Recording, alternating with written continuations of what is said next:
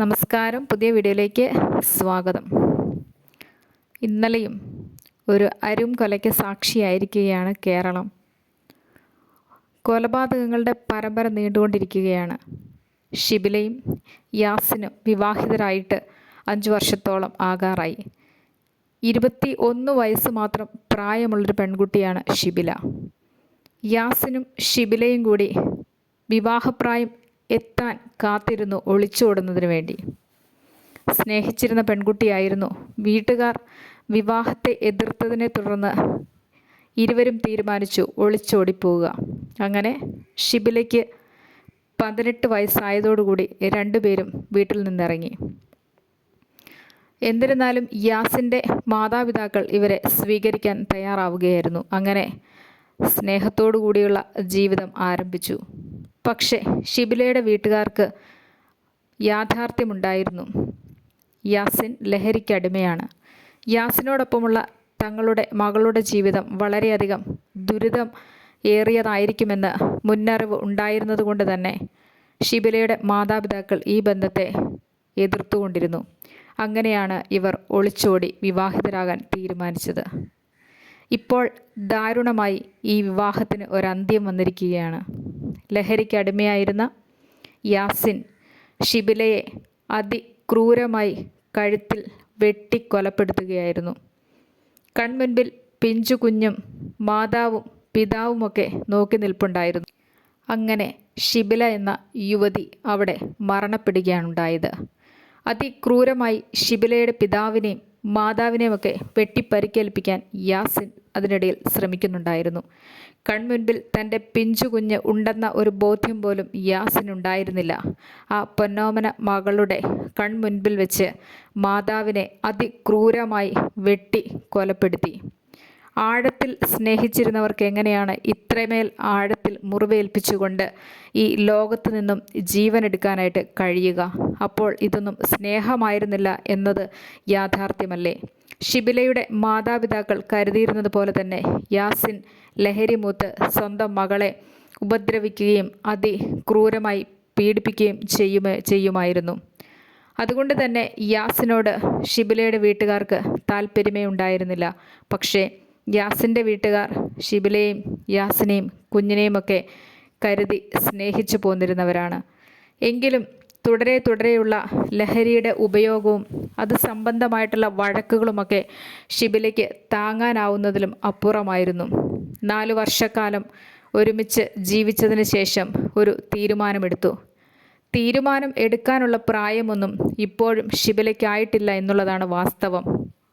കാരണം വെറും 21 വയസ്സ് മാത്രം പ്രായമേ ഉള്ളൂ ഷിബിലയ്ക്ക്.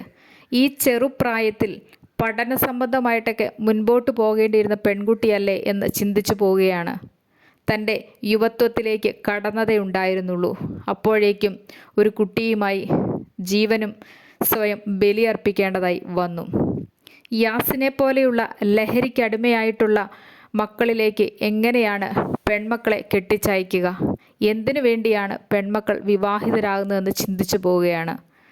യാസിൻ്റെ ഈ സ്വഭാവ ദൂഷ്യങ്ങൾ ഷിബിലയുടെ മാതാപിതാക്കളെ വളരെയധികം വേദനിപ്പിച്ചിരുന്നു. ഷിബില തനിക്ക് കൂട്ടിനായി എപ്പോഴും വേണമെന്നുള്ള യാസിൻ്റെ പിടിവാശി മുൻപിലുണ്ടായിരുന്നു. പക്ഷേ മാതാപിതാക്കൾ ഷിബിലയെ വിട്ടുകൊടുക്കാൻ തയ്യാറായില്ല. ഷിബിലയ്ക്ക് സ്വന്തം വീട്ടിൽ അവർ അഭയം കൊടുത്തുകൊണ്ടിരുന്നു. അങ്ങനെ ഈ പുണ്യമാസത്തിൽ യാസിൻ അതിക്രൂരമായി ഷിബിലയെ കൊലപ്പെടുത്തി. ഇന്നലെ വൈകുന്നേരത്തോടുകൂടി ആ ക്രിയ നടന്നു കഴിഞ്ഞു. നേരത്തെ തീരുമാനിച്ചുറപ്പിച്ചതുപോലെയുള്ള നീക്കങ്ങളായിരുന്നു യാസിനിൽ നിന്നും ഉണ്ടായിരുന്നത്. പകൽ ഉച്ചയോടടുക്കുന്ന സമയം വീട്ടിലെത്തി SSLC ബുക്ക് കൈമാറുകയും ചെയ്തു. ഷിബിലയെ തന്നിലേക്ക് അടുപ്പിക്കുന്നതിന് വേണ്ടി, വീട്ടിലേക്ക് കൊണ്ടുപോകുന്നതിന് വേണ്ടി വൈകുന്നേരത്തോടുകൂടി തിരിച്ചെത്താം, പ്രശ്നങ്ങളെല്ലാം രമ്യതയിൽ തീർക്കാം എന്നൊക്കെയുള്ള സംസാരങ്ങൾക്കൊടുവിൽ യാസിൻ യാത്രയായി. എന്നാൽ യാസിൻ്റെ മനസ്സിലുള്ളത് ഷിബിലയുടെ വീട്ടുകാർക്ക് മനസ്സിലാക്കാൻ കഴിഞ്ഞില്ല.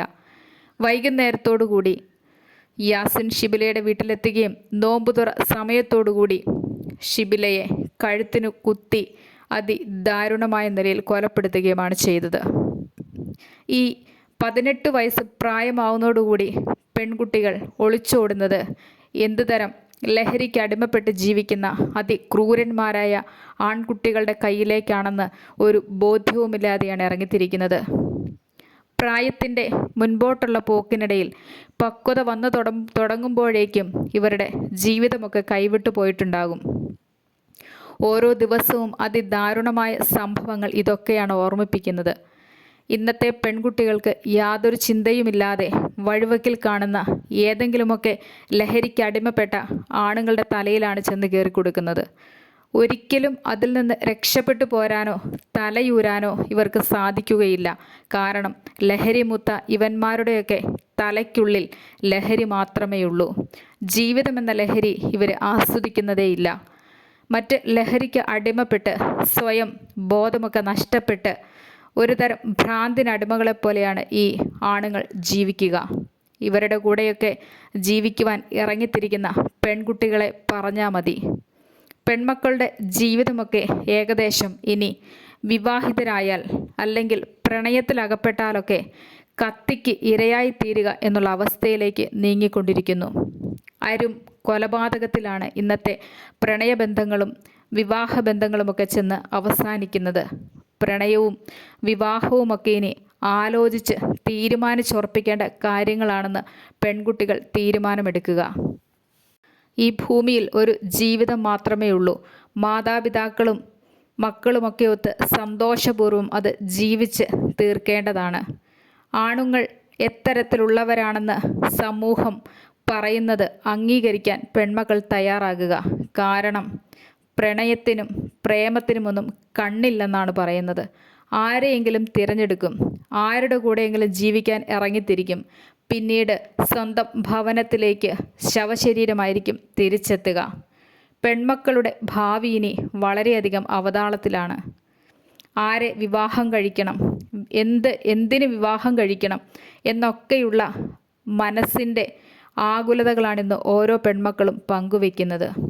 വിവാഹമെന്നത് കൊലപാതകത്തിൽ മാത്രം അവസാനിക്കുന്ന ഒരു പ്രക്രിയയായി ഇന്ന് മാറിക്കൊണ്ടിരിക്കുന്നു. വിവാഹം കഴിക്കാതെ ജീവിച്ചാൽ ജീവൻ ബാക്കിയുണ്ടാകുമെന്ന അവസ്ഥയായി.